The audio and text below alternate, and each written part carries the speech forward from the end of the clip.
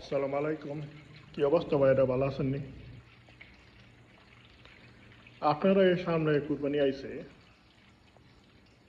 কুরবানি দিবেন ভালো, আলহামদুলিল্লাহ। সৎ পয়সা দিয়া, হালাল পয়সা দিয়া কুরবানি দেওয়ার চেষ্টা করবেন। ও গরিব মিসকিন দেওয়ার জন্য চেষ্টা করবেন মাংস।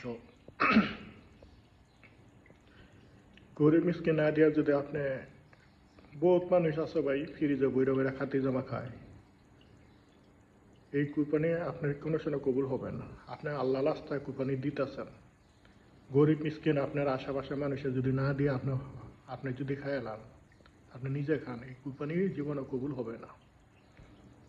আপনি চেষ্টা করবেন আশেপাশে মানুষের দিয়া অল্প কটা কিছু রাখার জন্য, আর বাদ বাই দিনা গরিব মিসকিন মানুষের যাওয়ার জন্য চেষ্টা করবেন। ও সৎ পয়সা দিয়া ও গরিব মানুষের দেওয়ার জন্য চেষ্টা করবেন। আছে গরু কিনা কইতাছেন আপনি, বড় গরু কিনছেন, মানে বহুত কিছু বড় বড় গরু কিনছেন, এইটা কিনছে এইটা কিনছে, মানুষের লোভ দেখানোর জন্য কুরবানি দিলেই কুরবানি আপনার কিছু কবুল হবে না।